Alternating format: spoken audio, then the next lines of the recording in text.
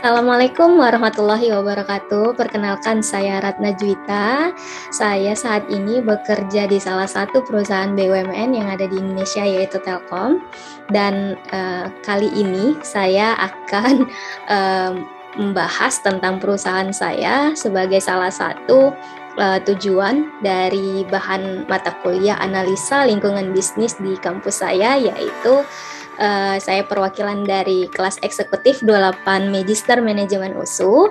Nah, topik yang akan saya bawa kali ini berkaitan tentang lingkungan bisnis yang ada di Telkom, yaitu topiknya bagaimana sih strategi yang dilakukan Telkom dalam melawan krisis pandemi. Seperti apa? Yuk sama-sama kita saksikan. Di tengah kondisi industri remuk karena pandemi COVID-19 yang masih melanda Indonesia, PT Telkom Indonesia mampu mencatat kinerja yang baik dengan membukukan pertumbuhan yang positif dari sisi pendapatan, EBITDA, serta laba bersih selama 2020. Tidak hanya membangun infrastruktur telekomunikasi darat, laut, dan udara hingga pelosok Indonesia, Telkom kini tengah gencar bertransformasi menjadi digital telco yang fokus pada 3 domain bisnis digital, yakni digital connectivity. Pandemi COVID-19 mendorong kebutuhan masyarakat yang lebih besar akan akses internet di rumah. Kemudian, digital platform. Melalui digital platform, Telkom dapat mendigitalisasi Indonesia menjadi hal yang sangat besar manfaatnya dalam mendukung beragam aktivitas. Untuk itu, Telkom berupaya untuk hadir di setiap aspek kehidupan masyarakat dan mendukung kebutuhannya. Dan terakhir, melalui digital services.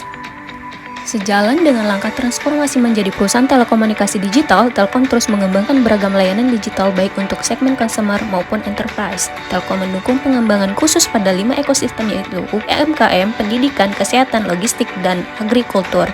Dalam rangka pemulihan ekonomi nasional, Telkom bersama 8 BUMN lainnya mendukung inisiatif Kementerian BUMN menghadirkan pasar digital UMKM atau yang dikenal dengan istilah Padi UMKM, yaitu mengembangkan platform aplikasi agregator e-commerce bagi UMKM untuk memperoleh akses pasar lebih luas khususnya dari BUMN.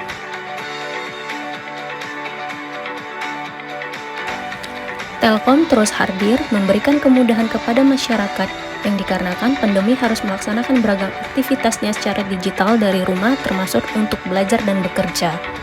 Dengan menggunakan analisa metode SWOT, Telkom mengalami pertumbuhan secara positif. Kondisi ini berdampak positif bagi perusahaan di mana IndiHome mencatat kenaikan pendapatan signifikan sebesar 21,2% menjadi 22,2 triliun dibanding tahun lalu dan memposisikan diri sebagai Internet Indonesia dengan pangsa pasar terbesar di Indonesia. Sepanjang 2020, pendapatan digital bisnis Telkom tumbuh sebesar 7% menjadi 62,33 triliun yang sekaligus menjadi katalis dalam pergeseran bisnis legacy ke layanan digital bisnis.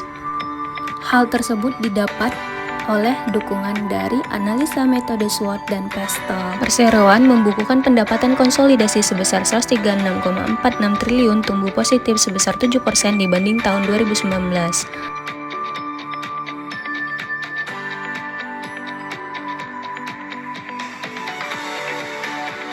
Telkom secara konsisten terus mempercepat pembangunan infrastruktur dan platform digital cerdas, mengembangkan talenta digital unggulan, mendorong kemampuan digital dan tingkat adopsi digital bangsa, dan memberikan pengalaman digital terbaik kepada Indonesia.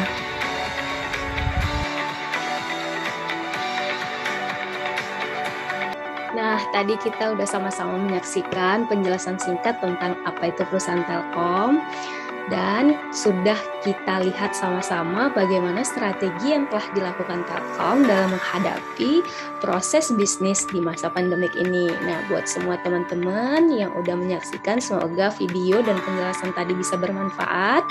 Dan untuk Telkomnya sendiri, semoga kedepannya tetap menjadi perusahaan yang bisa bangun untuk negeri Indonesia kita tercinta. Terima kasih sebelumnya saya ucapkan. Wabillahi taufiq wal hidayah. Assalamualaikum warahmatullahi wabarakatuh. Dadah.